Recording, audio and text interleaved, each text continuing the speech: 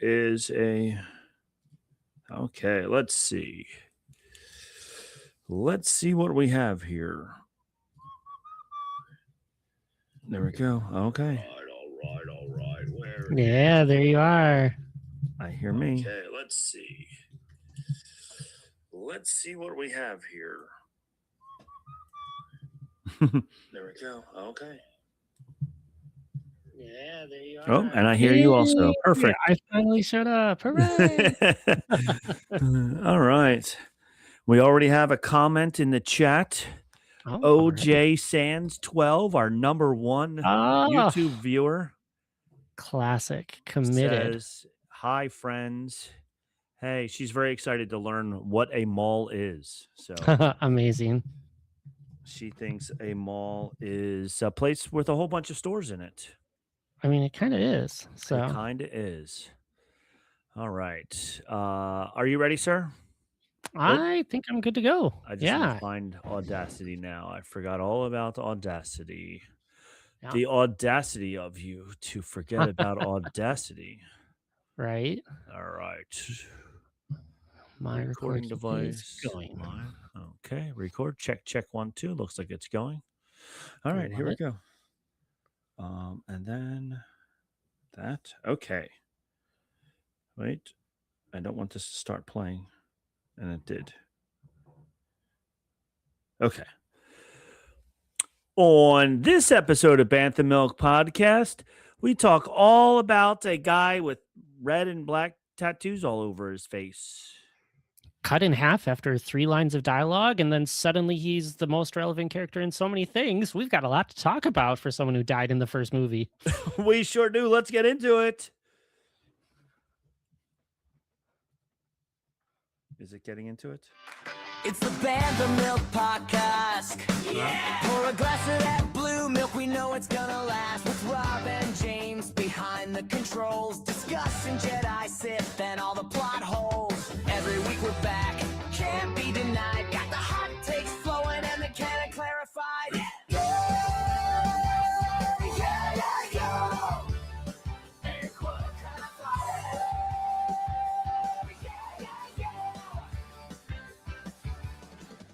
Right, we're back, ladies and gentlemen, boys and girls, children of all ages, back for another round of Bantha Milk Podcast just for you.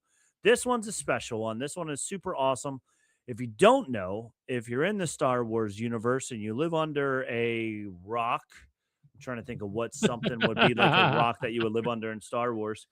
If you're stuck on best under a sandcrawler, perhaps under a sandcrawler, there you go. If you're living under a sandcrawler, you have no idea that there's a new animated series coming out. So exciting. Maul, Shadow Lord. Love it. We're just 2 weeks, less than 2 weeks away at this point. I love it. And I just noticed your shirt. You got your good old Maul shirt on. Ready for him. You are repping the man. I had my wrong Star Wars shirt on earlier, so I'm like, I need to put the Maul shirt on. What was I awesome. Thinking? What were you thinking? Yeah. Can't wear your Grogu shirt for this episode. No way. That would be a mistake. He's not the hero we're looking for. So he is not the hero you were looking for. This is not the hero we're looking for. All right. So we are back. We have a whole bunch to talk about. A lot of fun stuff, but mostly I'm gonna say it right now, and I'll say it again later when we get into it. James did so much work for this. This is awesome. He has the most elaborate, detailed rundown of Maul you will ever want to hear. So make sure you stay for the whole show, because if you don't know who Maul is, and if you're like our friend OJ Sands in the chat right now, and you think as a mall is a place where you go with a whole bunch of different stores in it that in the 90s was super cool, but not anymore. It's spelled differently. Yes. And the new guy, this guy's much, much cooler. Whether it's a full mall or half a mall or whatever, James is all over it. He's going to tell you everything. He looks great with a lot of legs. So, we just got to embrace whatever it becomes and however it goes from there. So, yeah, I was laughing because I'm like, we'll be quick and early on this one. And then one of our beloved YouTube channels that gives us good information. Star Wars Explained just dropped their Darth Maul history a couple days ago, but I'm like, theirs is only 10 minutes. We've got a lot more to talk We have about. way So, more than that. Yeah, you're going to be with us for a while, folks, and you're going to know everything there is to know about Maul by the oh, end of I tonight. cut so many things out of so many details or little like deep dive lore. So not everything, but everything you need to know. So Hopefully. on the script, it's cut out, but I guarantee you, you're still going to feed all that stuff. You're going to be like, oh, and because I do that all the time, I try and cut it down, and then bam, oh, and shows up, and it's all back in there, which is wonderful. So, Yeah. uh, so we have that going for us. Before we do that, let's see what else. What's new with you, and what are you drinking this week, James? Oh, we're Lightning Kugel's buddies. Yes, I see it. I was it's like, you had the there. shandy Oops, last there it week, is. so I'm like, I'm gonna pull out the dark lager this week. Yeah, I got another You do the shandy. same. I love Langenkugels, and especially their summer shandy is so good. Mhm. It's once again tricking me here in the Great Northeast into thinking it's almost spring, but this is like the third version of spring for us. We're gonna go back to another winter and then another spring again. But We I had feel we like, had 70-degree weather today. It was perfect shandy uh-huh. season. Yes, perfect shandy season. So I pulled the shandy out again. What's yours one? What did you say you have? I I've got the dark lager, so it's a Dark coffee lager. and chocolate mix. So I Oh, haven't had very this one, nice. so I'm looking forward to trying it. So Yes, that sounds delicious. yeah, All I'm right. sad my tour of Wisconsin beers is coming to an end pretty soon until I find more, of course. I But know. Yeah, I'm gonna have to get out and get some more of my New Jersey beers. Uh, ooh, yeah, keep so repping. we can have a competition over which state's beer is better. But all right, let's see if Ooh, yours pops better than mine. Oh, I heard them both. I think you won that round. So I don't know. just a little puff. Yeah, you got that little cap at the end snapping sound also, which made it nicer. So there we go.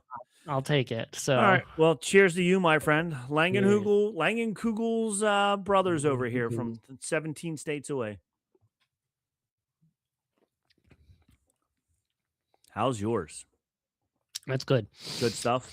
I'm not the biggest coffee fan, so I'm always a little bit worried about the dark ones, but it's not too much there. So I'm pretty Okay. happy about this. This might make it through the mall discussion. We'll see. Very nice. I too. I don't drink normal coffee by itself, or even like Mhm, if I go mhm. to Starbucks, I get an iced tea or like some kind of a red drink of some sort, but Yeah. never ever coffee. But I do like beers, dark beers that have that coffee taste to them, even though Yeah. I don't like coffee. But yeah, so if it has a little bit of a coffee taste to it, I'd be down with that as well. So there we I go. love the smell of coffee. Not burnt coffee, Hmm. like just coffee. I'm like, "Oh, I can get behind that." But yeah, I'm not a coffee drinker myself either, so I'm right with you. Yeah, I used to work at a A&W Hot Dogs and More in the mall, and Ooh. we we all the mall food courts all serve coffee, and I I despised coffee. And I didn't even want to like make it, but you can't say to your boss when you're a 15-year-old kid, like, I'm not gonna make the coffee because I don't like, so I had to make it. And I the smell of it was an acquired taste. I finally got the acquired smell of coffee. So I don't mind the smell of it either. And like when my wife makes all these like fancy ones in the Keurig with different scents and all that stuff and Mhm, whatever, like I'm like, mhm. oh, that smells good. Yeah. But You know, it almost makes you wanna try it, and then you remember, "Wait, I don't like wait, coffee." I don't like coffee. Nope, not at all. So I'm not gonna try it. So All right. so for those of you screaming at us of how can you not like coffee, just remember that means more coffee for you in the world. So Exactly. Exactly. And the funny thing is, I've often wanted to because my the rest of my family loves coffee. I've often wanted to open up like a little coffee shop or something like that. I thought it'd be a lot of fun to own one because the mhm, smell of the mhm. roasted coffee and all that stuff, it is a good smell. But yeah, I'm with you. it would be Yep. really hard for me to do that and not know what any of it tastes like. But whatever. It is what it is. Until then, we'll just keep making podcasts about Star Wars. Absolutely, we will. Absolutely. All right, other shows on the network real fast. You got Ears Up, the main show. We got Puny Pod. We got Buena Vista Boys. We got the Fantasyland Draft League, brand new. They had a new one once a month coming out, so check it Mhm. out. Coming soon, These two faces that you're looking at here will be there in May for For May. May the 4th. They got something between us. So Yeah, there's still more coming before us, but we we yep, recorded it. By the time we're done, I think we're going to be like 3 years older by the time that finally comes out. We recorded it so long ago. basically. But Ryan's been busy. Ryan had 2 PewDiePod episodes since the last time we recorded come out. So Yeah, so he's been busy over there, but yeah, yeah. I'm just gonna be shocked when we listen to our episode of Fantasy Line Draft League because I don't remember what I drafted anymore. You drafted all the classics. I They were did all the classics. all the It was a classic classics. team until Yeah, it wasn't. until until went You drastically you downhill from there. gotta wait for Rob's 5th round pick because it rounds the team out so well, clearly. So no spoilers, but No, well, you're spoiling it for me as well because I completely forget. So it'll be a lot of fun. So that'll be oh, awesome. I can't wait to remind you later. So Yes. And of course, the Supreme Resort is the other one on the network. So we got all these cool network shows. So we got that going. I'm gonna play a little song here for some Star Wars news, even though there's not really much Star Wars news this week from us. But I Ah, do like playing songs. If anybody knows anything about me, Star Wars news. Star Wars news. Star Wars news. all right, that's a different Star Wars news song. I didn't realize I had two different versions of a Star Wars news song. we've got options. We have So options. We sure do. So obviously, not only is Maul coming out very soon, so that's what all the buzz is about. Is the latest trailer for Maul, which was amazing, and I yeah. think I think the graphics are so much fun. Um, They are like it's amazing that they have kept that Clone Wars look, mhm, but every time they have something new, it just looks better, but yes, still feels like true to that style and everything. And I can't get over it of like mhm. it feels classic, but still feels modern. And Yeah, I just adore it. I love it. I think it's like it looks so much better, but then at the same time, still the same. Yep. So, and Olivia, by the way, is mad at us for not liking coffee. She's the Ah, one well, screaming. She says this is crazy. Um, she's from the home of Starbucks. Like I it's know like you, when you're a baby, you go to milk and then you go to your Starbucks bottle. Like you go it's right out to the there to be right. Starbucks. It's in the Yeah. formula, I think, out there. Yes, Oh yeah, yeah. Sorry. Buy 2 bottles, and you can just do 1. exactly. They have the one to wake the baby up, and then another bottle later on that doesn't have Starbucks in it that to put them back to sleep. So yeah. Yeah. So yeah. So big thing with that, and then of course, The I mall did. trailer looks so good. The mall Like, trailer looks amazing. so many cool story things that they got built in and everything. It's like, ooh, ooh, I'm excited. We're gonna have so much fun every week breaking down the 2 episodes each week for the whole month of April. So, Yeah, and I then know, James I is know. leaving us for May the 4th because he's going to I'm be gone for the finale. the finale. He's not even gonna be able to see it. I He's don't know gonna if I be will. on a Disney I'm boat and I'm gonna still be on won't a be Disney able to see cruise. it. Maybe they'll have Disney Plus and I'll be able to stream it. So Oh, won't be able to tell you how I feel until yeah. days later when I finally land in Portugal. You're gonna have to well, you're going across the ocean, so it's not even like you're gonna be stopping in a port somewhere where you'll then have Wi-Fi that you'll be able to download it while you're watching it. You're just gonna be Exactly. gone out in nowhere. So You'll well, finally hear from me on like May 9th. So and you'll be like, "Oh my god!" And I'll be like, yeah, exactly. "You missed Hopefully the that's what I whole get to thing." tell you. So Yeah. yeah. That and then of course, the Mandalorian. There was an article, and I didn't read the whole thing, but they were talking about how so many people were mad at the Super Bowl ad that the Mandalorian put out, and Mm, I loved it. Did it show anything new for the movie? Absolutely not. Was it a great Super Bowl ad? In my opinion, yes. But even like Tom, big fan of the show, and he's been on the show numerous times, he even hated it. He was like, this is so stupid. It was such a waste of time. It was a waste of money and all this stuff. And I thought it was fun. I thought it was very entertaining. It was a great idea, in my opinion, to make a commercial that had absolutely nothing new to show or anything to show for it, but other than just being a parody of an old Budweiser commercial. Yeah. But with the latest preview that they showed, the latest trailer that they put out, everybody's now happy again because now we're seeing actual trailer clips from the movie and everybody's super excited again. You just can't please everyone, right? Mm-mm. And so like we just run into this situation. It's like it's fine. Like we should appreciate it for what it is and everything like that goes from it. It's how many times do we complain like, oh, that trailer is showing everything that the movie has for it. So now I got nothing to be surprised about. It's like this is great. We're seeing a thing that's nothing of the sort. Yeah, yeah. The commercial didn't give away one single clue, and I thought it was Yeah. entertaining and fun. But anyway, Yeah, but we knew exactly who it was and everything to go yep, with it. it So was it was awesome that way. All right, we have some other things here. This article, excuse me, Star Wars officially unveils the fifth scary creature in the Mandalorian and Grogu movie. So ooh. here are the all five scary creatures confirmed to appear in the Mandalorian and Grogu. The first one that we saw in the previews in the commercials was a dragon snake. One creature that appeared recently released trailer looks extremely similar to a dragon snake. A dragon snake is a beast that has shown up in Star Wars canon before. And while it Okay. is not confirmed that the one in the trailer is a true dragon snake, it looks to be an albino version of one. Notably, in the Clone Wars Season 3, an episode titled Hunt for Zero featured a dragon snake facing off against Obi-Wan Kenobi and Quinlan Voss. Right. The two Jedis fight this creature on the planet Nal Hutta, which is an awesome planet, by the way, which is the Homenuts. home world of the Hutts. Since Jeremy Allen White's Rada the Hutt will play a major role in The Mandalorian and Grogu, it is possible that this scene is from the trailer is set on Nal Hutta. The second character in this article is labeled as unknown alien character. Good.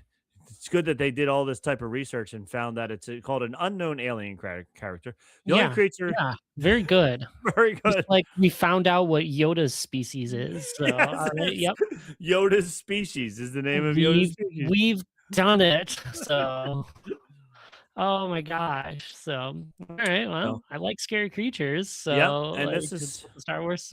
yeah, it's an unknown scary creature. The only creature that has appeared in Mandalorian and Grogu's marketing material that seemingly does not belong to any established species in the Star Wars universe is an alien that popped up in the most recent trailer and muttered a couple of lines to Grogu. Okay. Specifically around the 1 minute 26-second mark, this reptile-like creature with teeth, a reptile-like creature with teeth, asked Grogu, "Are you scared?" After Grogu nodded his head, the creature said, "You should be." Obviously, it's unclear what this Ooh. creature's motivations are. It is possible that it kidnapped Grogu, but it could also be a bounty hunter or another minor antagonist who is just trying to intimidate the Mandalorian foundling. Mm-hmm. Mm-hmm. The third one is called Mantelian Savrip. Another creature that showed up in both of the Mandalorian and Grogu trailers is one that Star Wars fans may not have known they have seen before. In fact, I already know I saw that before. In Okay. fact, Yeah. Yeah. it has popped up in one way or another many times throughout the Star Wars franchise, and this is a Mantelian Savrip. Technically, a Mantelian Savrip has never actually appeared in true form in a Star Wars movie or TV show, but they just said it is, but it isn't.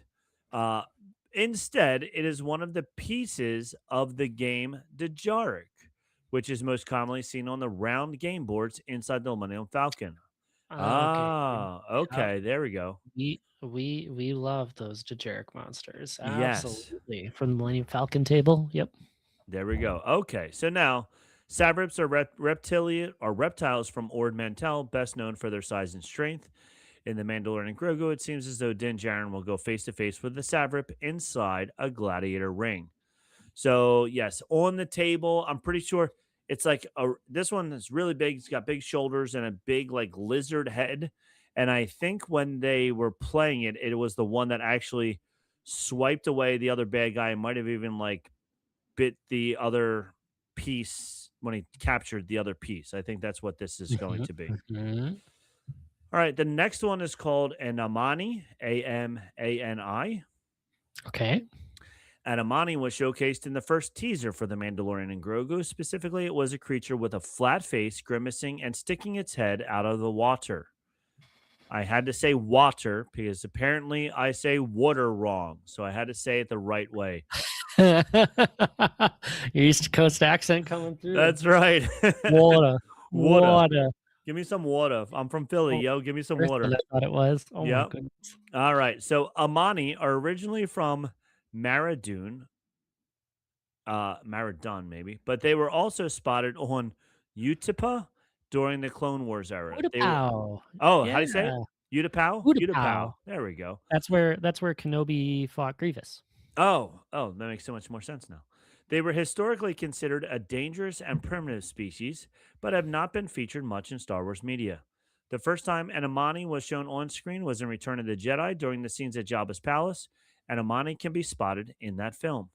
And then the last but not least, fifth dangerous creature is a sewer rat. Hey, when you're the size of Grogu, that could be really dangerous. So Yes, that is true. One of the creatures that stole the spotlight in the first Mandalorian and Grogu trailer was the sewer rat, which was found at, hence the name, a sewer. Particularly, it had one large eye and big teeth. In the teaser, it seemingly wanted to attack Grogu, but Grogu used one of his new gadgets to spray its eye with some kind of green goo. So that is the 5 creatures that we saw in the preview so far. Um, Olivia just wrote, I just thought, why did Rob say water weird? And by weird, I meant normal. I did it just for you guys. You guys make fun of my accent. it's just how the word goes. That's Like you right. just gotta say it. You So got to say it. All right. And the other news article that I have, this is a fun one. And I'll see if you can, if you agree with these facts. This is from Screen okay. Rant. 6 ways Disney Star Wars is better than George Lucas's era. Wow. That's Yes. okay. Okay. I Yeah. can believe there's probably some arguments of things they've done better. I'm listening. I I read through it already. Some of them are a real stretch. I'll just put it that way. Yeah, yeah. Number 6, Disney's Star Wars canon is more coherent, despite the occasional retcon. I mean, it's broader, so you get a lot more to it, and they trimmed out a lot of things to make things like a little bit more clear of this is canon, this isn't. So I can give them some credit for that. With the amount of content that's out there, like I think they did an okay job on that. I will award a plausible for that one. Okay. They said that basically throughout the original 6 live action movies in Star Wars: The Clone Wars were classed as pure canon. And even though sometimes contradict each other, the entirety of the expanded universe, books, and comic collections, now better known as the defunct Star Wars Legends Continuing, was sort of canon, but only until something on screen changed the story. Though the books were largely based on Lucas's own ideas, he also ignored much of what was established in the EU, continuing during the prequels, such as Boba Fett's backstory. And then they say Mhm. similar any video games were only considered canon so long as they didn't directly contradict anything in Lucas's own creation. And then this loose approach to canon means that plenty of interesting, even groundbreaking Star Wars storytelling became lost in the chaos of the galaxy, forgotten or otherwise scrapped for parts. By contrast, Mhm. in April 2014, Disney announced that the EU would become legends and no longer have any bearing on Star Wars canon continually. Anything produced or approved by Disney would, from that point onward, be considered part of Star Wars canon alongside the 2 trilogies in the Clone Wars animated sub franchises. So, yes, they did do that. They did try to clean it up because, but before that, anybody could write a book, and as when we talked to John Jackson Miller years ago, as long as you didn't kill off a main character, you were pretty much okay and could do whatever you wanted. True. So, all right, that's number 6. Number 5, and this is what you just said: the Star Wars galaxy is more diverse than ever before. So yes, I agree with this one. The Star Wars galaxies is more diverse now because they've had more time to build more things. They were able to build it out. They were Mhm. able to, go back and get into more detail and then create newer characters. And Yep. we get a Mandalorian, we get all these different things. We get a Maul, we get a Thrawn, that we didn't get before. So Yep, they're bringing a lot of the world in. I yeah, think you'll still have people when you think about like calling it diverse, like you still have the issues of how like John Boyega and Kelly Marie Tran were in the sequel trilogies and that problem. But as we think about like the galaxy and the people who live in the galaxy, 100% there's a lot more stories that are being told. yep, agreed.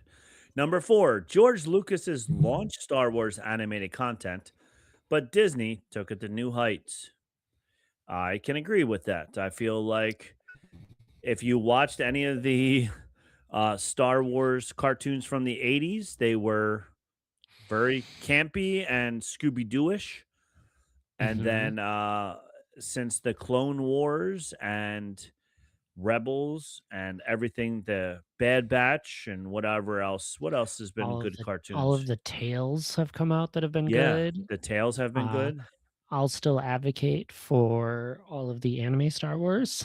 Yep. Yeah. And they were Um, good. Like I said, it just wasn't my yeah, thing, but yeah, they were just good. not your thing, but good to have that. So, Yeah. even Resistance had its merit in where it was Yeah. going. Not the greatest by Not all the greatest. means. And I thought Resistance was good for what it was. It was more kid based than it was really Mhm. digging deep. But yeah, but they did a really good job with all of it, and they really tried to get it to intertwine into the galaxy the way it is. So Yep, absolutely. Disney's number three, Disney Star Wars live action TV output is a major win for the franchise. I mean, I'm always a fan of more Star Wars content is good. Right. Um, can you critique the quality of everything that they've put out? Of course. Yep. But I will go with that one. I would rather have more content in the world than just be waiting for a movie every 5 years. Yeah, I can agree to that as well. And I would say the majority of the TV series that have come out have been good. I feel some of them have not been, obviously the Acolyte didn't do what it was supposed to do. But Andor did. Um, I just love how much it seems like Disney's storytelling, or even just a lot of the Star Wars world, like the first season of so many shows is just okay or not yeah. great and has problems. Like Rebels first season, by far the weakest of all of it. Hmm.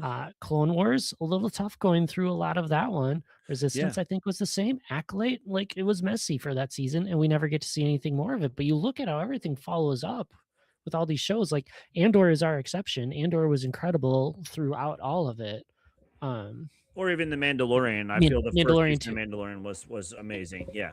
Yep, agree with you on that one. So there's a few times that it happens, But yeah, but like like you said, sometimes we just need time.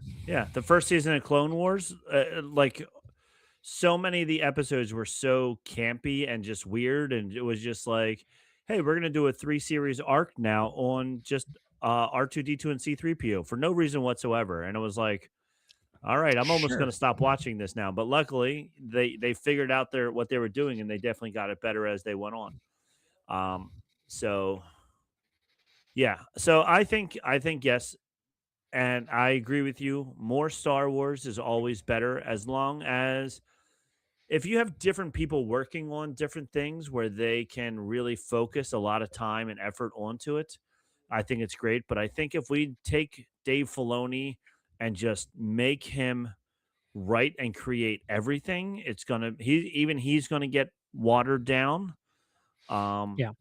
but like I don't know, but yeah, I would say of all the live actions, there's been more thumbs up than thumbs down. So yes, I agree Yeah. with that. Yep. Star Wars number two. Star Wars now has the space to experiment with new genres.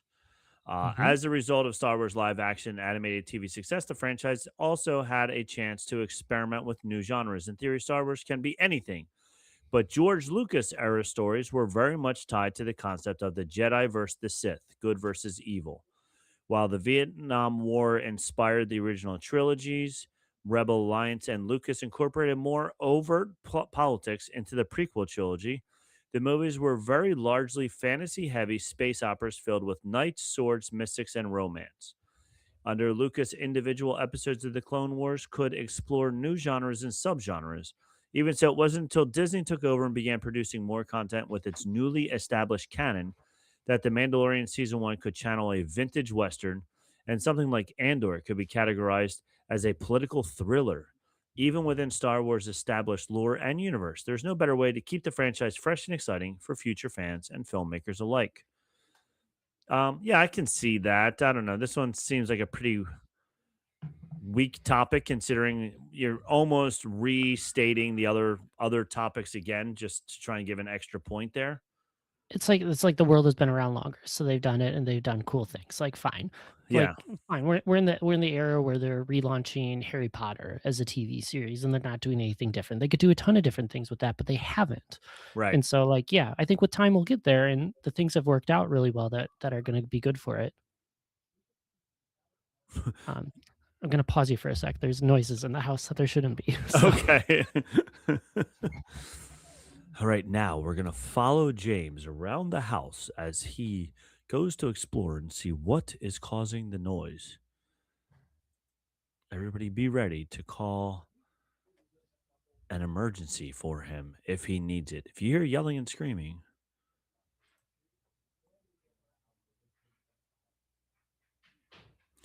do do do do do do do. He's back. Okay, thank goodness. There were a bunch of things that fell off the dryer. So Oh no. false alarm. I was all ready to call 911 for you.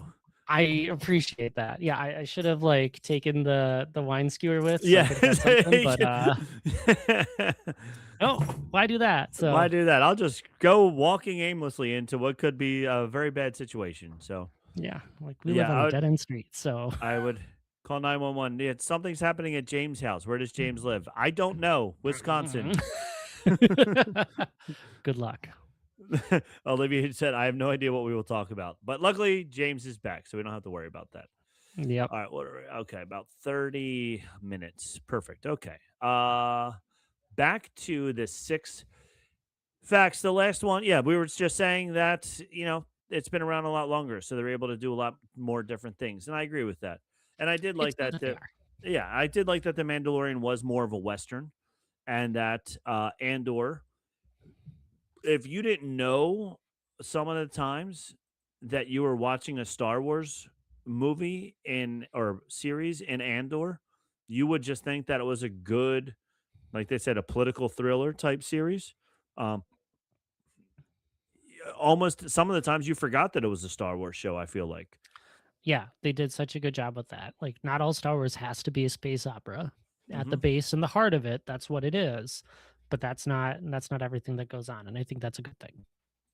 And finally, number one, Disney's Star Wars isn't afraid to explore the franchise's vast timeline, which is true. I mean, they tried out going into the show that was not a success. They are terrified of leaving this timeline now. Let's be Yes. honest. Once That they is tried it, yeah, and that didn't work. I don't, I, like, yeah, go ahead. they launched all the High Republic books and then they send Mhm. out a TV show in the High Republic era. And it's like people hated it. Like, I feel like the only safe out of timeline, like Skywalker Saga timeline, that you'll get the fans to be okay with is if they go Old Republic and really play on a lot of that video game and everything that goes with it. I think there's a lot of fear to leave that timeline now. So I think that's so wrong. Yeah, and the fact that it's number one is also kind of funny that they said that's number one Yeah. after the show was such a flop. And Hmm. this just came out too. This is brand new. It's from March 20th. So I don't agree with that one at all because like you said, they're deathly afraid now of Hmm. going outside of this timeline. They'll have Um to at some point. There's only so many characters that they Yeah. can keep on fitting in, like, with a little needle of like, "Oh, we can have them interact with Luke at this point in time." Yeah, we're gonna feed them in here, and then we'll put this person in over here. Yep. But yeah, I feel like Dave Filoni really had his timeline that he really liked to work in the Rebels era, the Mandalorian era, like all that is Yeah, all absolutely. a really good timeline to fit into. And now they're afraid they tried it and it did not go over well at all. So yep. So that's the end of that article. Did I think we talked about the other things that you said. Did you say something Yeah. else? I forget. Yeah, I just had one other one, which was the puppeteer from BB-8, Brian Herring, had an interview, and I think this is a bold take, but a good, interesting take, says, "Give it time. The sequel trilogy will settle, similar to how the prequel trilogy has. People haven't had enough time away from it, and people who are most upset just don't remember that other experience that went with it, and the internet's arguably making a lot of it worse." So he is convinced that in about 10 years or so, that we will see the sequels in a much better light. But I did love that he concluded, like, if you don't like them, you don't like them. Everything's not for everyone. And Right. I just think of these things are all generational. Battlestar Galactica said it best. This has all happened before, and it'll all happen again. Yeah.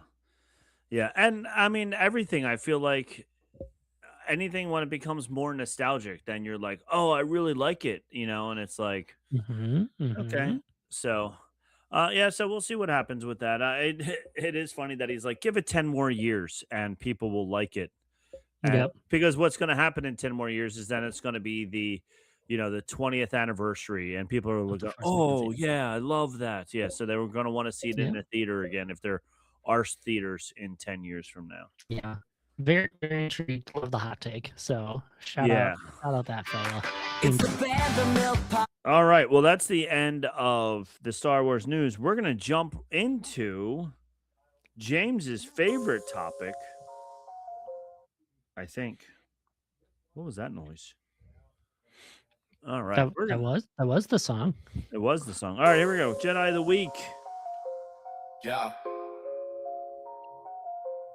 I'm the Jedi of the week. I've been running it like I've been Yoda for a minute. Putting on a clinic with my homie Obi-Wan Kenobi. Can you feel it?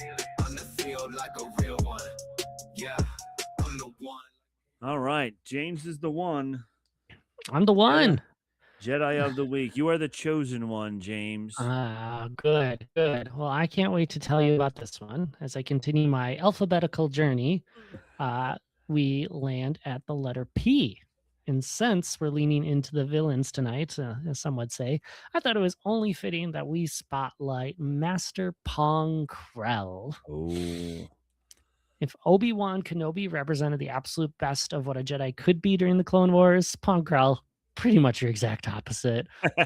Dark, cynical, like talked about the reality of war, was actually doing to the Order. So if you don't remember Krell, he was a massive basilisk Jedi master who fought on the Umbara arc, and that's important in a sec. But he had two folding double lightsaber blades, and just like this absolute brute. Like he won a lot, but he had the highest casualty rate of any Jedi commander. He saw the clones as pawns, as tools, not as people. And so it was a big thing that they weren't living beings. They were, equipment, for lack of a better way to describe them. So they could go out and die and then be gone. Meanwhile, Anakin and Snips and all the good ones were jumping in to save all of their men. Krell just threw them out there, didn't even learn their names or anything, called them by their call signs, and just dumped them. So, and then of course, it gets worse because during the Battle of Umbara, he didn't just lead the clones to their deaths. He pitted them against each other in the dark to trick them to start shooting at each other. Oh, no. So, yeah, I know. Spoilers for the Clone Wars, obviously, but my gosh. And so, he'd already aligned himself with the dark side by this point. So he was just trying to sabotage the win, hoping to get noticed by Count Dooku, a good old pick me Jedi. But didn't go very far for that one. So when you get the good eggs like Kenobi, you get the bad eggs like Pong Krell. Ponkrell. What a devious master he was. hmm And I say the Arc of Umbar is important because I believe the writers of that series actually are back for the Maul series, and that Oh, nice. is one of the best arcs in the Clone Wars. There's a lot of good ones, but that one I always remember and think about. So I'm like, this is gonna be good storytelling that we're gonna run into. So Yes, that's awesome. Well, we can't wait. I can tell you that much. We're both very no, we excited for can't. it. Get it to it already. Get to April where we can start watching the Mall series. But all right, Uh-huh, well, he's uh-huh. awesome. He's a interesting looking fella too. He looks like a almost like he's amphibious with the way his face is. Mhm, mhm. And he's just a big meanie who it's funny because you would think of Jedi as, always caring about everybody and trying to protect everybody the way we see, Yeah, and he's just like, these are not people, these are just tools. And yep. and if my tools break, I'll just get more tools. So There's always more out there. there's always 10, more 10 out million there. more on the way, right? That's right. Send me more. So awesome. All right, well, we're going to take a real quick break. We're going to listen to some commercials about who knows what. Maybe it's gambling. Gambling. Do you watch the Daily Show? Occasionally. I haven't for a while. They always do. Every once in a while, they do a segment gambling where they have two of the anchors are supposed to be like sports anchors, and they just bring up ridiculous things to bet on and stuff. But it's always sponsored Oh, by I love that. gambling. They just say brought to you by Just gambling. gambling. Just gambling. Yeah. Amazing.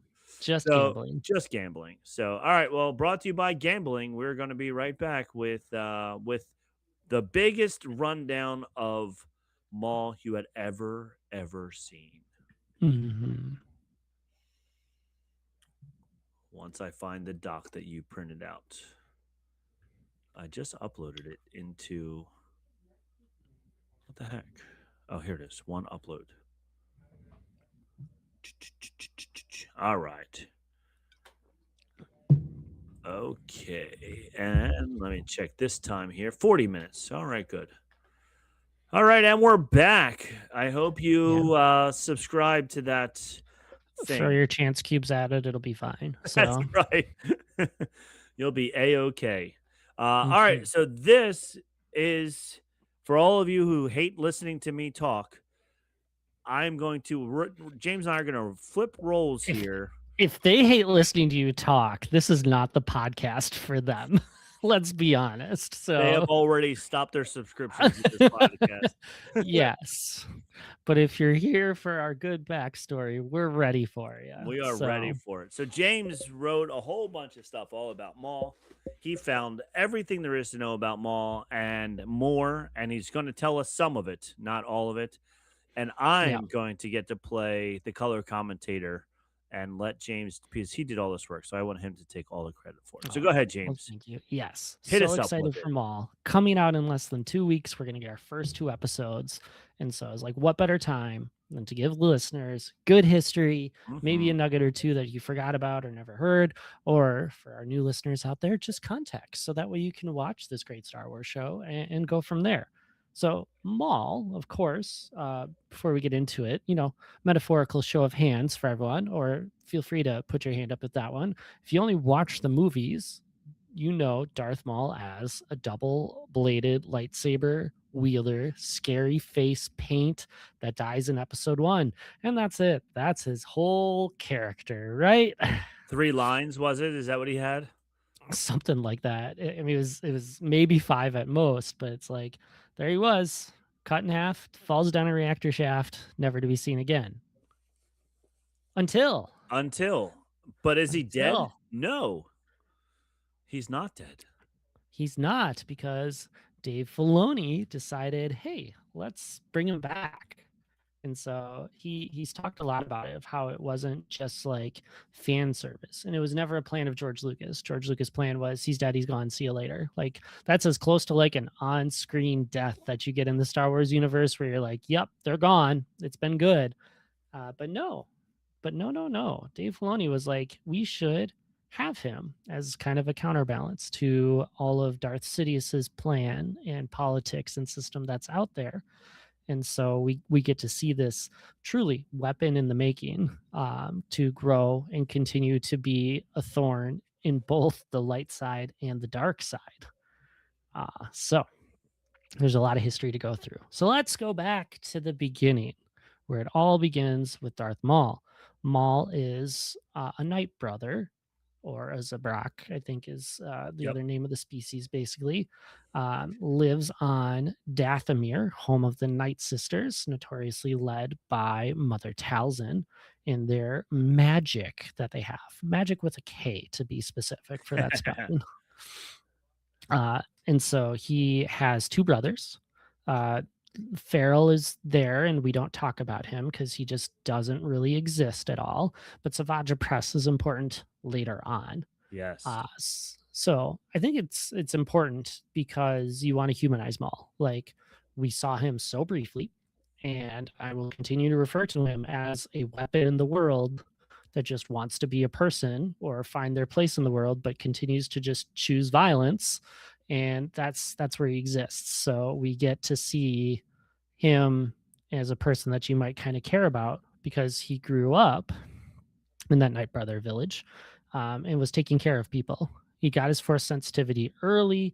Uh, he's angry that it keeps on going and getting deeper.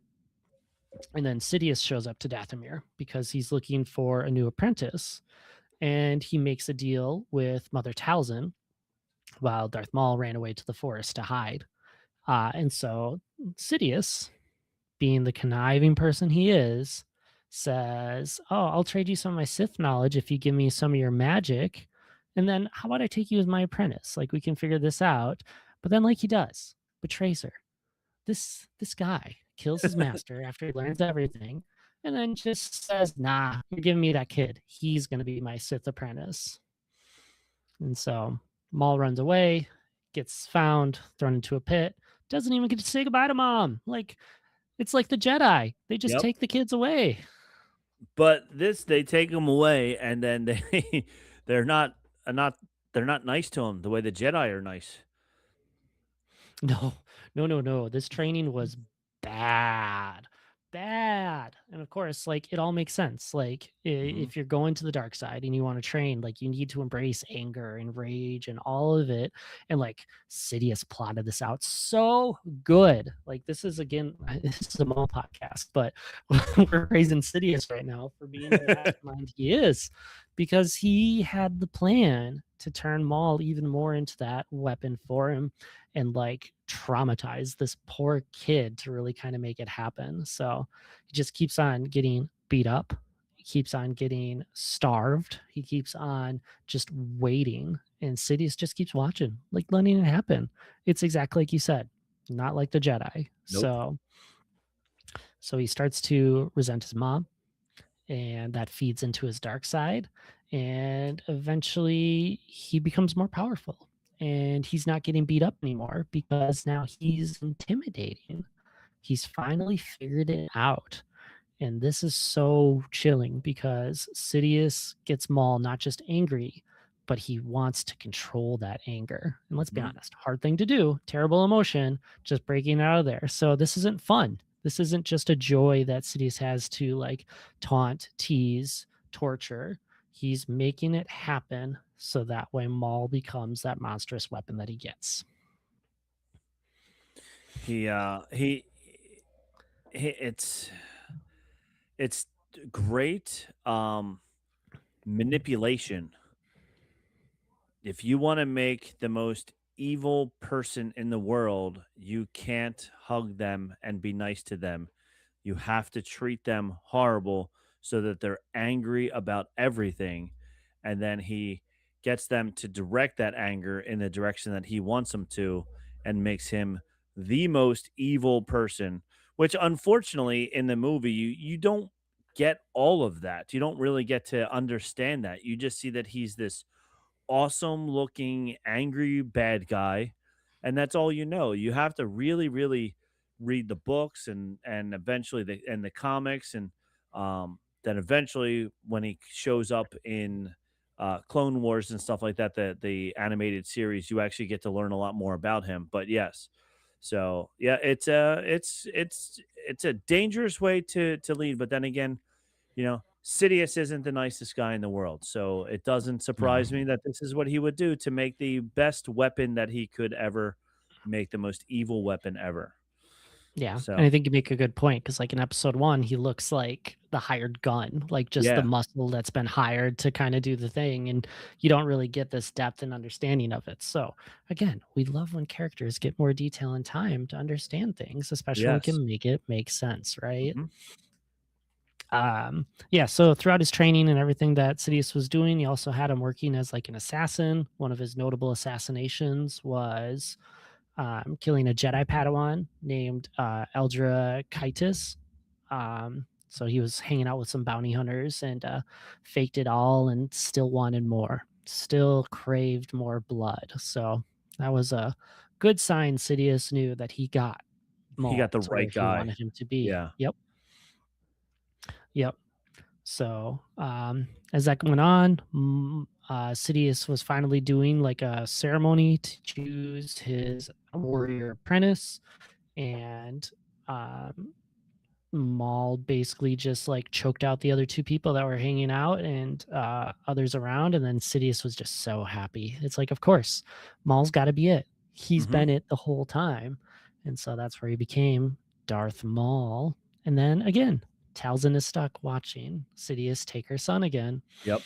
and Maul doesn't even know if Mom cares. Mother Talzin just let him go, and so now we get this bitter child with more anger and resentment to just keep fueling dark side powers. Because now not only is he being abused by Sidious, but now his mom isn't even trying to help him get back to her. She's just like, "All right, peace out, have fun." So now he's Yeah, extra angry. yep. And that's hard. Talzin's got like hundreds of Night Sisters and Night Brothers to tend to by all means, but still Yeah, it's like, come on, your kid's out with the yeah, I mean, the guy that's gonna kill you if you try probably, but right. Which it could also be the other reason why, even with all of her magic, she knows that she's probably still outgunned by by Sidious's power. So if she yep, were to try to get him back, then he would probably just kill everybody on the whole. He could kill the whole planet if he wanted to. So she was like, "All right, I'll sacrifice one for the many." yep, yep. So And that's a hard mhm, choice. And that's her like as you see Sophie's what Maul choice. becomes, like, Yep. whoo. So, yeah. So then we make it basically to canon movie time, maybe a little bit before, but like we got that representation of who Maul is in the film. Double blade lightsaber, super acrobatic and nimble. Like, what an incredible masterpiece. Part of that training before we got there, though, was Sidious took him to the planet Malachor. Malachor is a site of an ancient Jedi Sith battle. It's not the only time that we hear about Malachor, of course, Mm-mm. and Sidious forces Maul to breathe in the ashes of dead Sith warriors. And Maul has visions of the Jedi killing the Sith. So he feels all of this pain of what has become his people. And we now have indoctrinated this hatred of the Jedi Order and everything. So we're not just angry with them, they're not just the baddies in their viewpoint. We are family of victims who have been killed, and now we have an enemy to put this rage against Yep. someone. Now the Jedi are the bad people. They did this to us. So now he's even more angry. Hatred on hatred on hatred. He's got multiple layers of hatred building up inside of him. He's an angry little fellow there. He is, and I think what kind of becomes an interesting play on this one is Maul was force sensitive, and the Jedi went and found force sensitive children, but they didn't find him, so Right. they didn't choose him as well. In addition to this, so all the more reason to Yes. just be mad.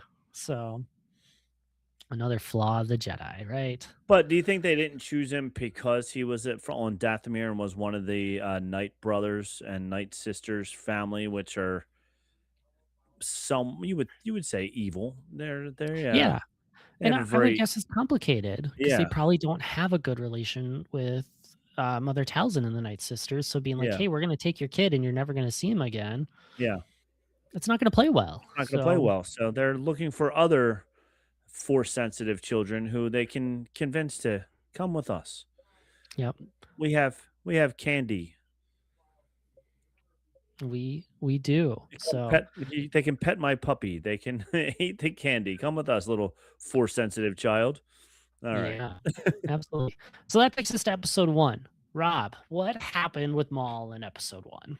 I think He you know this part real well. Yes, he was awesome. We see well, first we it's great because we see Sidious talking to him and we don't see who he is, and then suddenly you see I just remember the first time you see his face come into the screen and you're just like, whoa. But then he's sent to go fight Qui-Gon Jinn and Obi-Wan Kenobi. The Senator Palpatine orchestrates the Fade, easy for you to say, Trade Federation invasion of Naboo, which then Qui-Gon and Obi-Wan are sent to resolve it. Sidious dispatches Maul to find him. So then Maul tracks him down on his was this when he was flying the standing what was the what's the two-wheeled little vehicle that the mall cops have?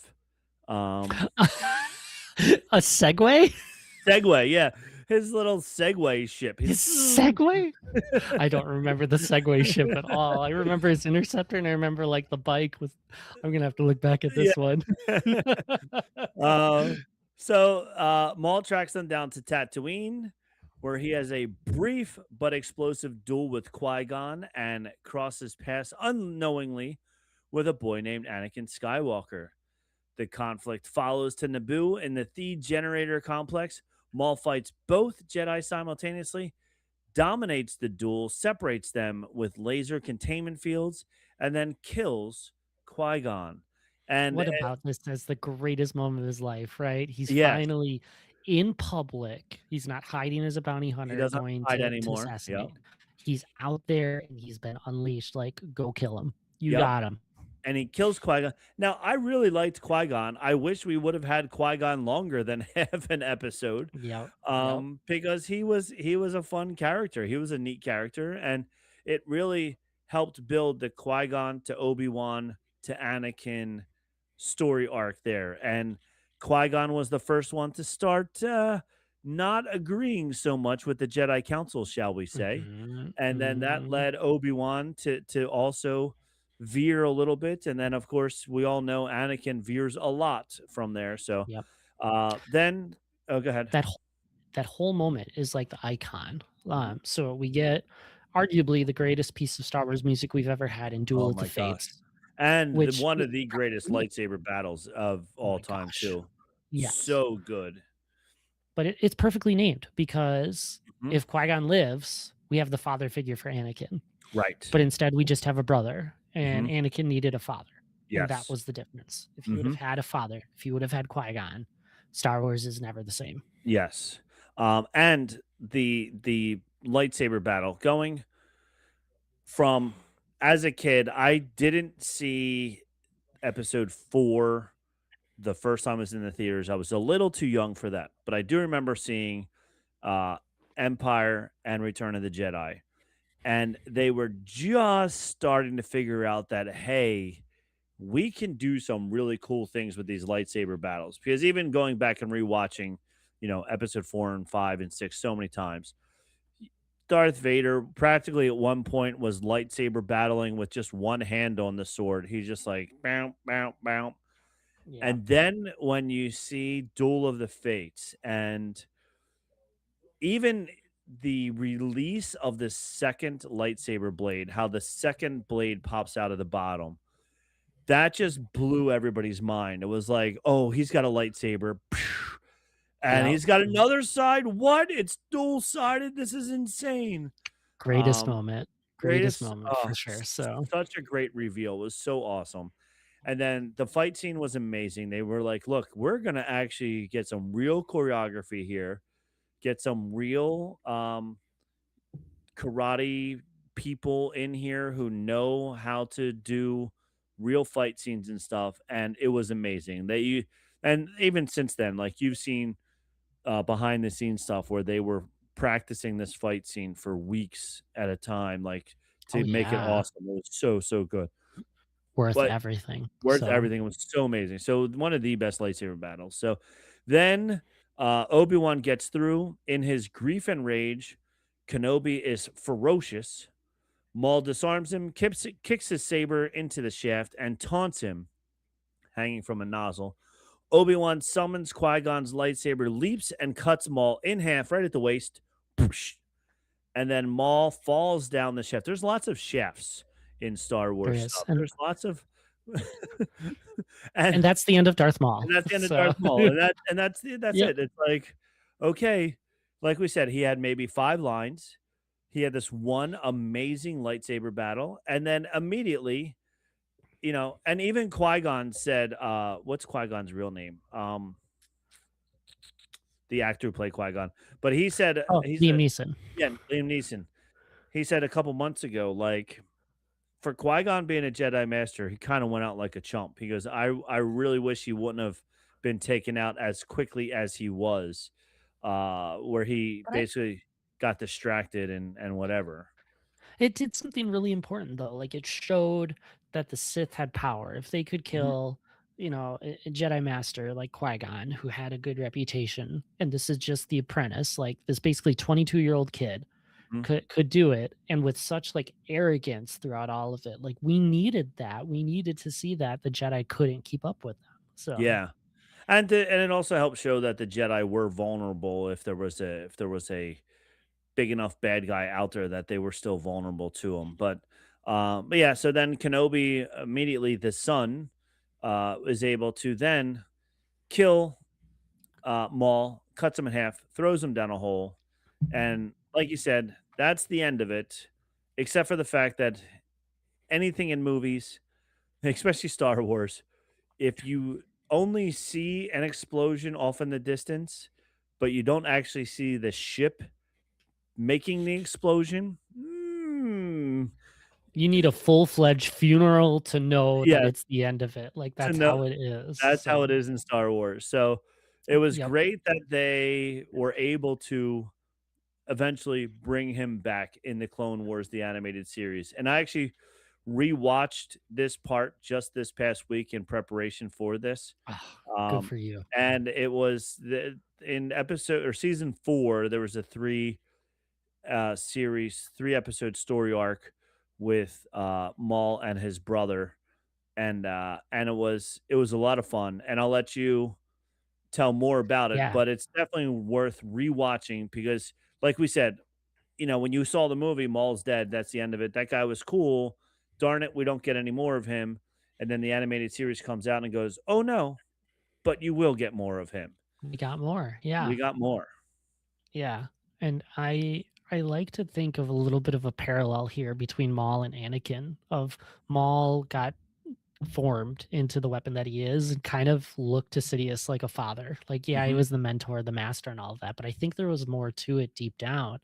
And so when Sidious just leaves him behind, kind of like Prong Krell, like you're dispensable, see you later, Yeah. you've served your purpose, like he's upset, which we'll get more into later. But Yeah. so surprise, he's not dead. The dead speak, or whatever the line is we're supposed to say, right? Yep.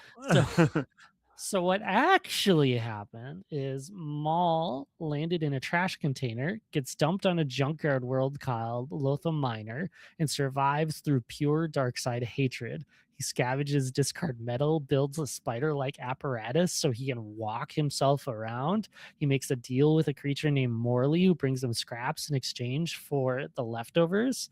And you just watch, or his mind has shattered. Like for a Uh-huh. decade, he's just living in madness, muttering to himself, ranting, nothing coherent. The only thing that remains intact is his obsession with Kenobi. Kenobi. Yes. Yeah. And even when you first see him um, with his brother, because his brother is then sent to go find him, it's very creepy and very like almost horror movie esque It is. scenes in that, like, you just see this little spider thing moving around here and then moving around over here and then all the stuff, and you're like, what's going on? And then when you finally see him, he he has definitely lost his marbles there, which was very interesting and fun to watch him insane. Basically, he was definitely insane. Yeah. Yeah. And he's just gone. And like the brother Savage is like, okay, we got to bring him home. Like it's what it's got to be. Yeah, And it's like, can you imagine? Like, yeah, we can fix this. Like seeing him in the show, it's like, nah, he's done for. Like yeah. you can't solve that. But of course, Night Sister Magic, Magic with a K, Mhm. very important that we can get his mind back. We can get him some new cybernetic legs so he can actually like function in a way that makes sense. And then Maul, being himself, first thing he does, plots revenge. Lots You of can't take the revenge. dark side out of this guy. You can take his legs, but not his anger. And it was interesting when he was going crazy. I don't understand the reasoning for it or whatever, but the bones on his head that are the little spikes, his bones grew much longer and more jagged and things like that. Yeah. And then, like you said, his mom sent her other son, Savage Oppressed, to go find him, and so he's the one that's walking around on the planet trying to find him, and he gets kind of tricked uh, by Maul's little henchman guy, but then he's going down and he's like, "I know you're down here." And I also love the guy who does the voice of Savage Oppressed, by the way. I think he's done Oh maybe yeah. like two different characters in Star Wars, which is always fun. But yeah, so he's there, and then he finally like knocks him out, knocks his brother out, knocks Maul out so that he can calm him down because he's so out of it that he's just going to kill his own brother. And then Savage Opress like calls to his mother. They do this magic stuff all around his body, and the magic with a K takes the eight-legged spider that he created, breaks it all down, and then makes a better just normal two legs. And I guess magic works better than just regular um, wrenches and stuff like that. I don't know. So I mean, why use a wrench if you got magic, he right? got magic, yeah. So she gives him regular two legs. His horns are back down to normal again. And then I did like Mhm. the part where she was just pulling out with the magic all of the bad thoughts and everything out of his head so that he could be back to the mall that they knew. But even after that, he still is determined to get Kenobi. He still remembers Yep. that it's that so deep down inside of him that it's still uh, determined to find Kenobi. Yeah. And so a ton of things start happening then as he starts building up towards his Shadow Collective. So this is where we hit Clone Wars, Hmm. season 4 and 5, like you were talking about. These are our big key moments. I think one of the most iconic ones, he decides he's going to become like the Sith Master and he takes his brother as his apprentice. Yep. And they go and they kill a member of the Jedi Council in Adigalia. And that's huge. Like, we know how hard it is to kill a council member. That Hmm. doesn't happen. And what a statement of someone who's not Sidious is killing a Jedi Master in that one. Yeah. And then he goes on to do more things. He makes a connection to Death Watch, that Mandalorian group led by Pre Vizsla. Um, and so we get that group that's going to start working with him and respecting him. We watch as he forms a criminal alliance with the Hutts and the Pikes and Black Sun to take over, and then eventually he conquers Mandalore by surprise. It seemed like there was a problem because his friends in Death Watch rescued the planet. And then he's like, yeah, Vizsla, I'm actually going to be the boss. Even though Vizsla was like a little bit different. So they had Mandalorian combat, right? And he wins. He takes the dark saber from Vizsla and then becomes the the leader of the Mandalore as well as Death Watch, as well as creating his own shadow collective now of all of the other crime syndicates. So he's now like the ultimate big baddie. This is when Maul stops being reactive and becomes genuinely Sith in his thinking.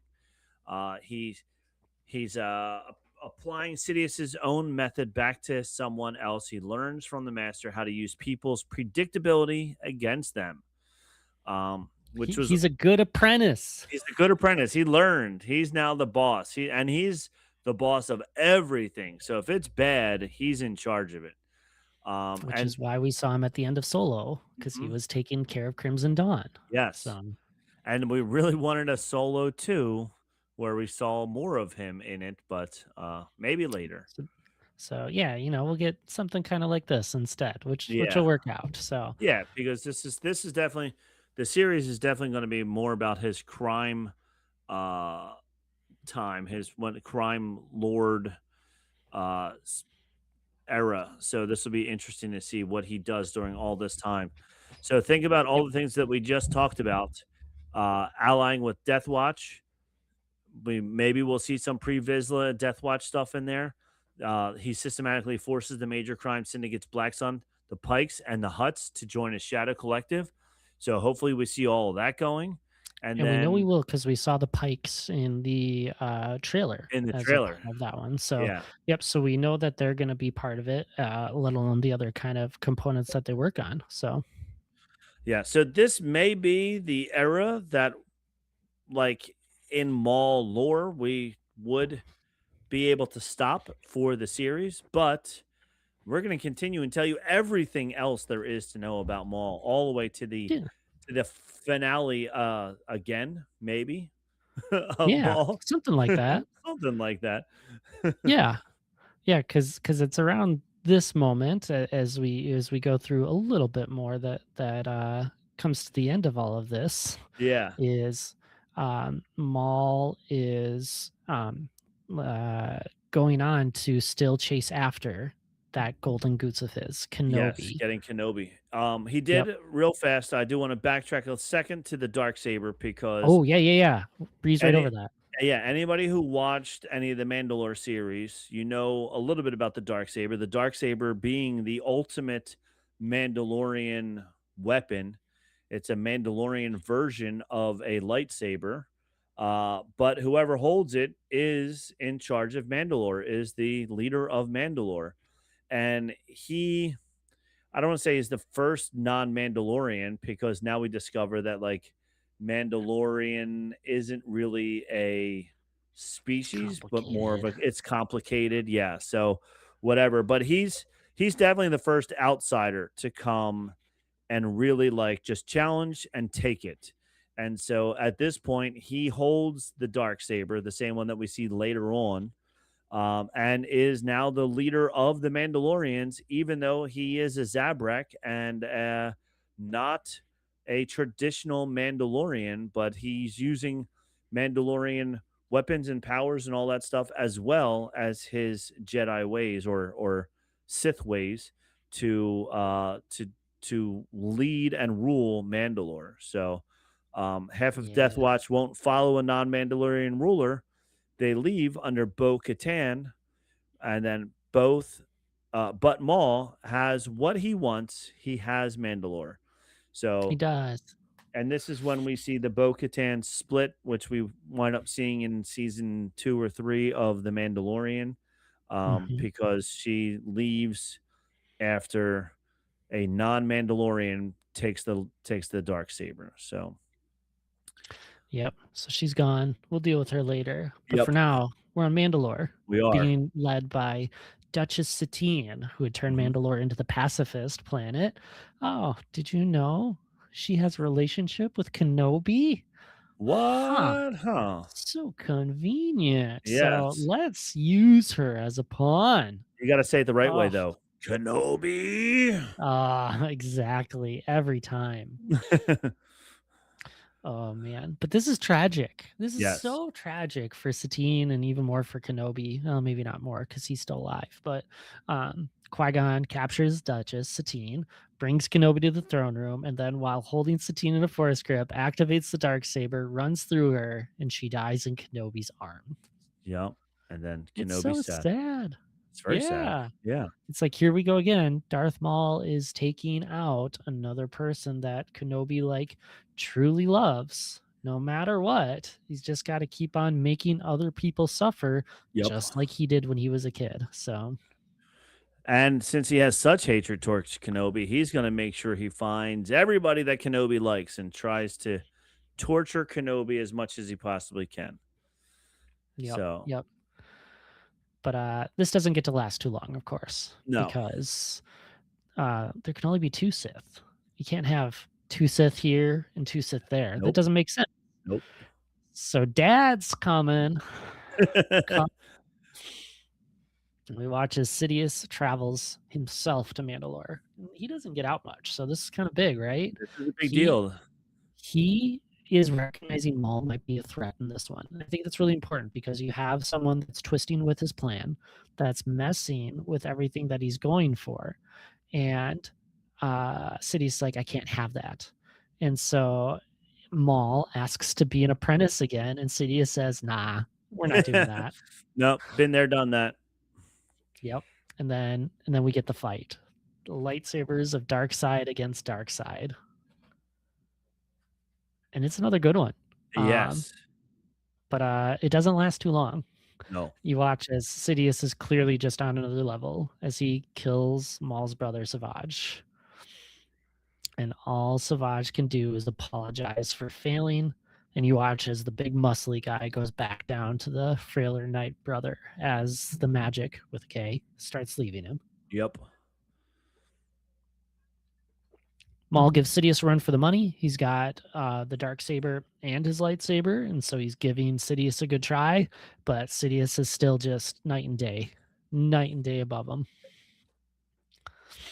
And oh man, it's like he throws back to him as a kid because it's all of a sudden Force lightning comes out and he's torturing him and throws out lines like, I will not kill you. You have become a rival, and that's useful. I'm like, oh my gosh, he's a pawn again. He's literally a weapon.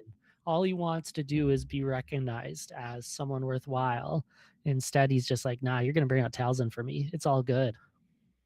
Yeah, and this is just how evil Sidious is that this is the closest that Maul ever gets to being valued by Sidious is the moment Sidious decides that he's dangerous enough to keep him as a tool, but he's not useful enough to make him his apprentice. He spends his whole life then trying to prove to him that he can be this apprentice.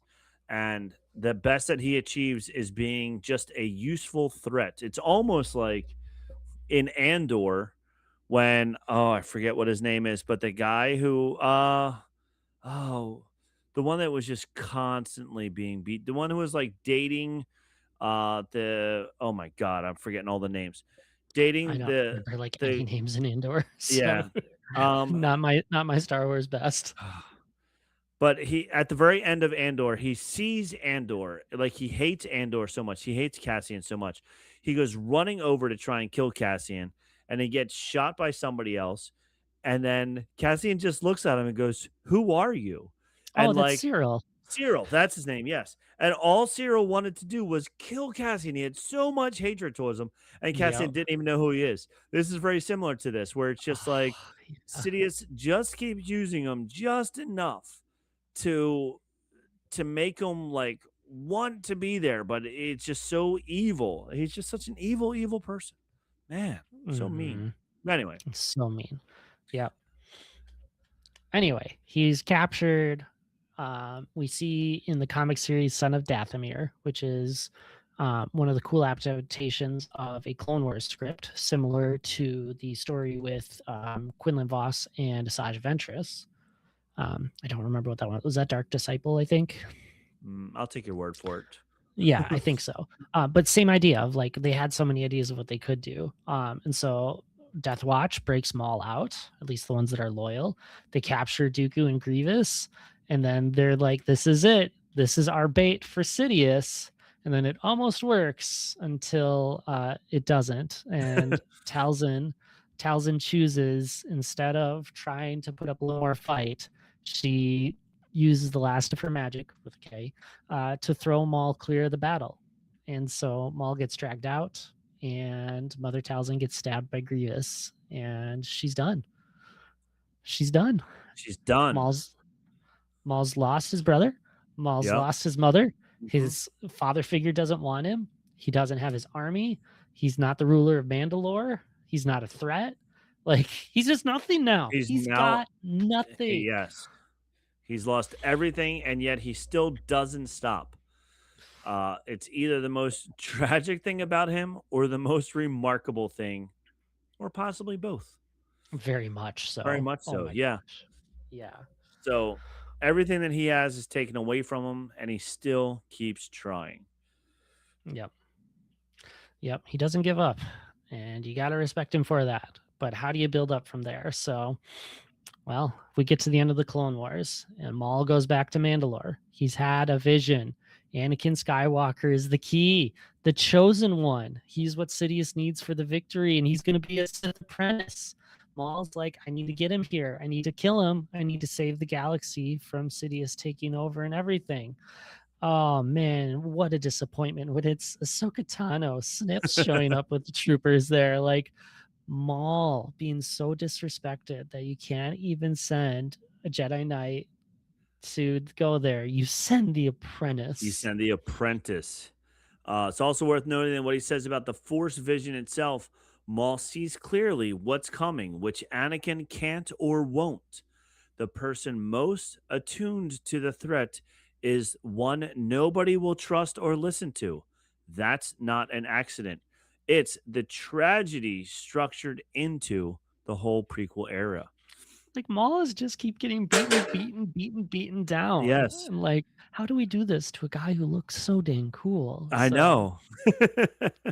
but I do love that this just keeps affirming at this point, though, like Maul's life force exists because of his hatred. Like, he Yep. survived dying to Kenobi because of it. He survived the madness because he wanted Kenobi.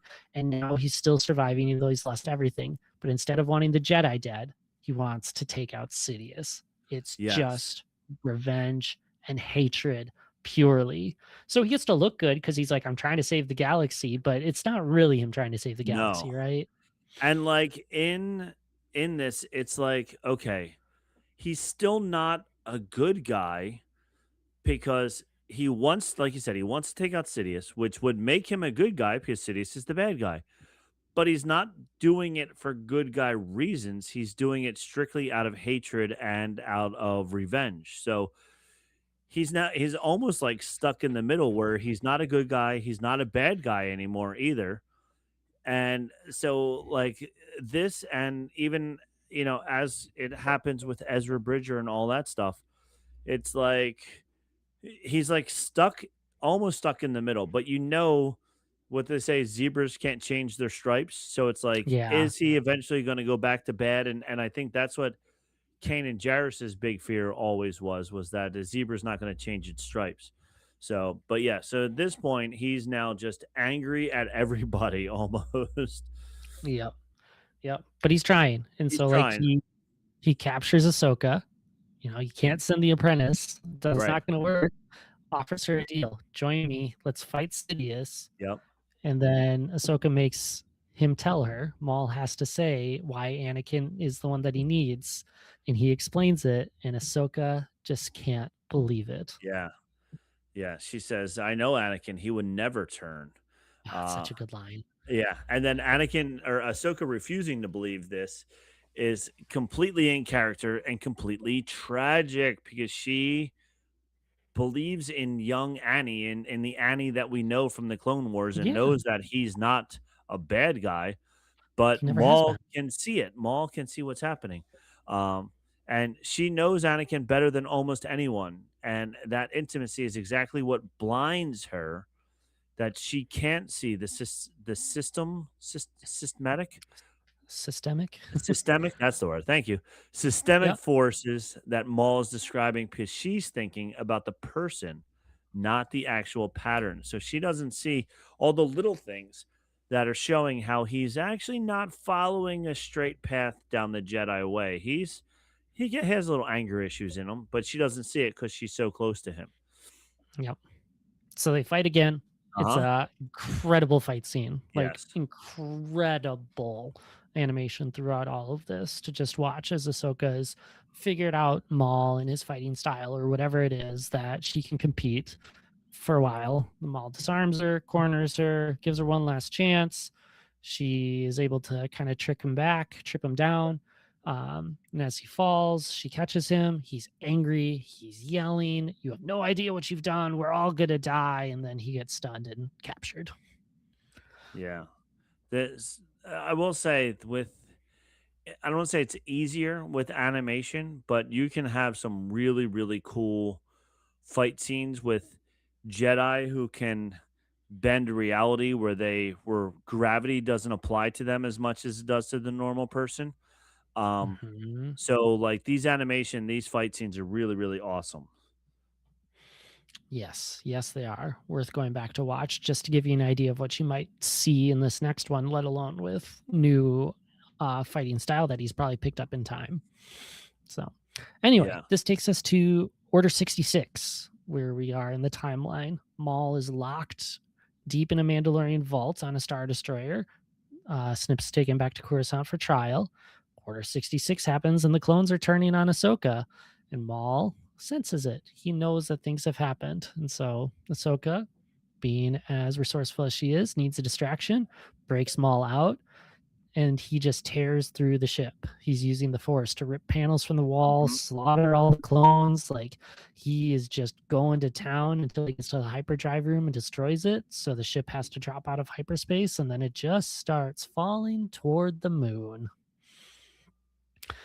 This scene though, like this moment, like we get some of the most like gruesome kind of feeling things for this animated show. Like he pulled a clone trooper's arm through a closing blast door, just the arm. And so yikes. Yeah, it Uh gets a little crazy. And the other thing that's fun about this, I was just looking it up because I was like, wait, this sounds like and this is all taking place in season 8 of the Clone Wars, which was filmed in 2020, which was edited or recorded whatever in yeah. 2020, which was recorded after Rebels, which is what happens technically in the timeline next. But the Clone Wars, they had like the first 7 seasons, and then there was a long hiatus, and they had all these scripts written for this 8th season, and then they eventually went back and edited and recorded the last season. So as you're talking about all this, I'm going, wait, this is all like I know this happened, blah blah blah. So if you were to watch the Clone Wars straight through, it would make everything go a lot smoother and a lot easier. But in reality, in the time that it happened, Rebels was stuck in the middle there, and then this 8th season happened. But the 8th season of this, these fight scenes were actually done with real people, and then they computerized and CGI'd or whatever over top of the real people. So these fights were done with actual people first. So it really looks even more realistic because it was done with real people and like the animators weren't able to bend or anything reality to make it work. So go back and watch these fights and these lightsaber battles and they're amazing. So um Yep. all right, sorry. I Uh got a little distracted there as no, we were talking about Order 66. necessary distractions. But that Yes. was good because that let me sit and think and be like, oh right, this is when the early empire happens. So this is actually when we're gonna start getting into the TV show for Maul. Yeah, Maybe yeah. flashbacks to other point, but this is where Maul Shadow Lord will actually start taking place. Okay, So yes. because this makes sense because it's early empire, that's when we're dealing with all the stormtroopers and everything. So Right. uh Maul, similar to the Jedi, is getting hunted by inquisitors. Vader's Jedi hunting force. They can't find him, so the Shadow is out there, Yes. and the Shadow goes back home and starts operating as the hidden leader of Crimson Dawn, the Uh-huh. crime syndicate we talked about from the Solo movie. And Dryden Voss becomes the face to run the day-to-day operations. Yeah, so Crimson Dawn, we saw this was in Solo where we saw Crimson Dawn's crime syndicate and Crimson Dawn reveals that every scene with Dryden Voss is a scene with Maul's proxy. So just with a more presentable face because you can't have somebody with red and black tattoos and horns sticking out of his head blend in really well into modern society, modern Star Wars society. And Voss is charismatic in like the bit of diplomacy that has to happen. Maul still hasn't quite gotten that one Yeah, though. but Maul's still a little angry. So Yeah.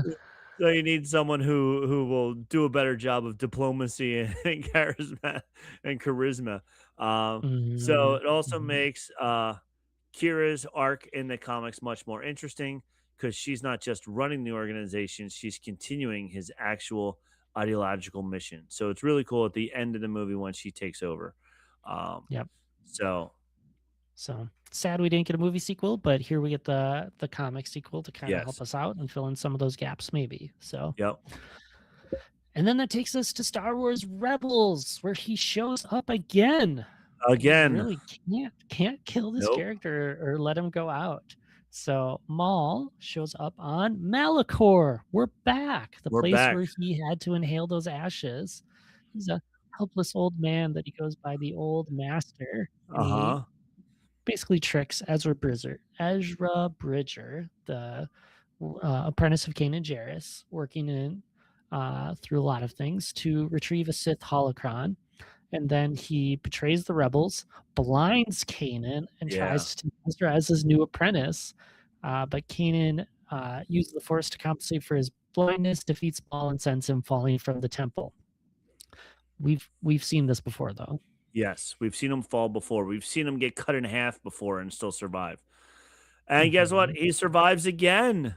He resurfaces and now he's obsessed over a vision both he and Ezra shared from a combined holocron, the twin suns.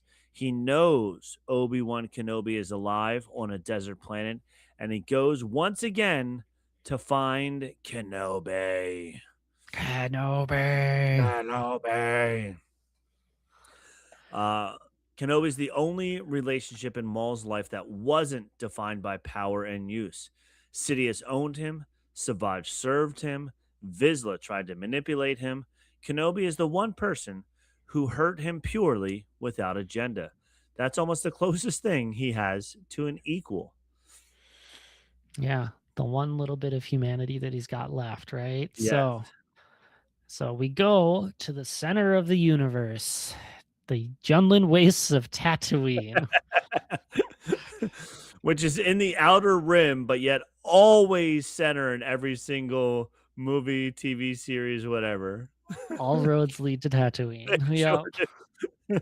Uh, Maul is just exhausted, going mad again, looking for Kenobi, can't find him, forces Ezra to be as bait, and he just waits for Kenobi to show up, and he finally does. And we finally get this confrontation between the two of them again. uh-huh. Obi-Wan's now a weathered desert hermit. We've seen this before. Sees through the trap immediately. He knows what this is. When Maul ignites his blade and they face each other, Kenobi assumes the opening stance of so, then shifts to Ataru and which was Qui-Gon style. Maul recognizes it instantly. He charges. 3 exchanges. Maul brings his lightsaber hilt up to strike Kenobi's face, the exact same move that killed Qui-Gon decades earlier. Kenobi has been waiting. He knows. He brings his blade down in an overhead strike, cleaves through Maul's weapon, and carves a lethal wound in his chest, not cutting him off at the waist, going a little higher, aiming for the heart. Yeah. Kenobi, Literally yeah, 20 seconds of combat. He switches from his defensive stance of Sorasu into the attack style that Qui-Gon uses. And it's like, oh, here we go. Maul is just thinking, I beat your master with this. I Why beat are him you with doing it. this again? Yeah, Why are you doing this? So, yeah. and And so it he knew what to do. Kenobi doesn't win because he's stronger. He wins because he knew exactly what Maul would do. Because Kenobi taunted him by saying, "This is what I'm going to do. I'm going to do what you did to beat my master, and then I'm going to trick you." He's been he's been thinking about this fight for 30 years. Do you think I both of can, them have I, been thinking like Kenobi's been thinking also because he killed his master? So I think he would be. I think Kenobi's just been, like, playing it back in his head so much, like, it's that tragedy of losing, Yeah, basically his father figure as yeah, well, and Maul's just playing it back, but it's just the rage, like, everything's red because all he sees is Kenobi, and I wanna kill Kenobi, and so he mhm, doesn't think about how he yeah, won or how he lost. That's where Kenobi gets the advantage. Oh, but the death is so tragic because yes, Maul goes down. Kenobi catches him, still showing that humanity, and just holds him as he dies. yep, And so Maul, finally accepting that he's actually going to die this time, it's for real this time, asks if the boy is the chosen one. And Obi-Wan, sensing the desperation for closure, says yes, the yes. boy will destroy the Sith. And Maul's last words, just so haunting. He will avenge us. Oh, it's so good.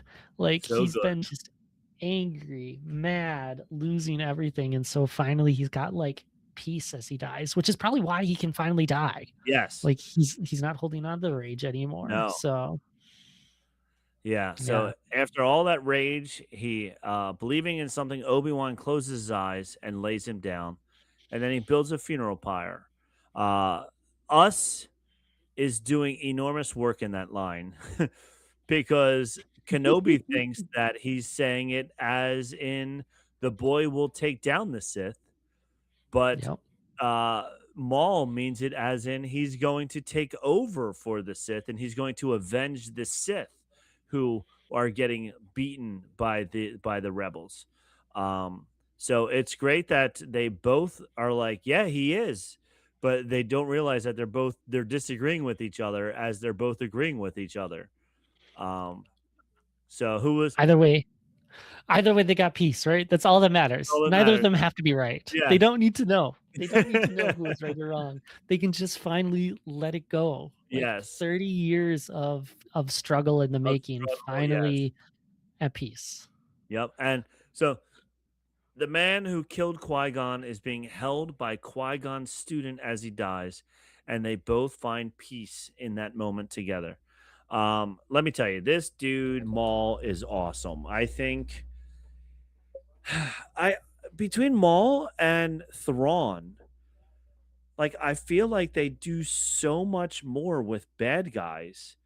Mhm. In the Disney era has done so much more with bad guys than and I guess some of Thrawn started before the Disney era, so I'll give them that. But like there's so much depth to this character Maul, and especially all this hatred that he has for these 30 years and just how he was abused leading into it as a child and how that abuse and that anger and all that rage. I mean, the rage alone is what kept him alive when he got chopped in half. If he didn't have all that anger and he was able to use the dark force to keep him alive with just his anger and his rage, he would have died like anybody else did.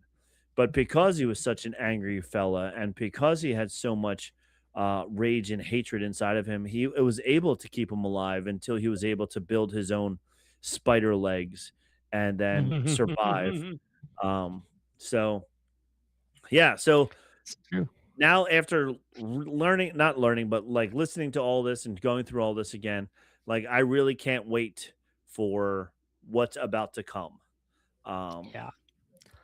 Yeah, I wrote down 3 big thoughts that I have yes, about, like, Maul and his arc and everything. And so, like, we've talked a lot about him being the tragic figure throughout of this because he never had a choice of what his life was gonna be. He was nope, stolen, traumatized, shaped into the weapon he is. But then later on, he did have choices. So it's like he could have tried to get away from it. He could have gone different. In a comic on Dathomir, Qui-Gon offered him a vision at redemption. Qui-Gon could have let Maul become back into something good or from it, but instead Maul attacked it.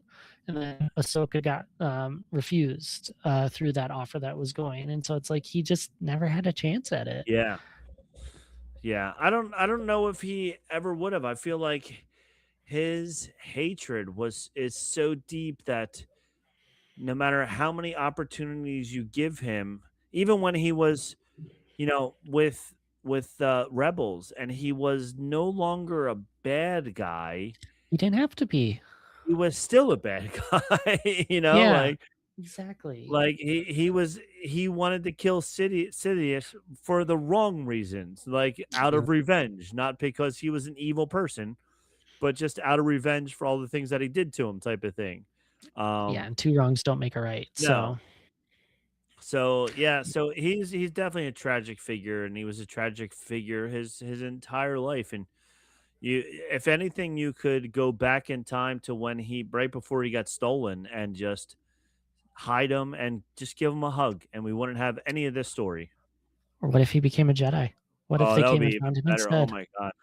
And I think there Good was what if one. idea. Yeah, I think there was a Zabrak Jedi in one of Yeah, the so yeah. it could happen, but yeah, oh my gosh, if he was a Jedi instead, it would be so amazing. But this Mhm. is a good evil bad guy there, so I like that anyway. Yeah. All right, thought number 2. Maul doesn't die full of rage, he dies with hope, borrowed Hmm. hope in fairness. And so he's got hope in something he won't live to see. And it's all about a galaxy that he spent his whole life trying to Hmm. control or destroy. And so it has to be enough for him that he has hope from someone else for something that he's never going to get to see or experience. Right.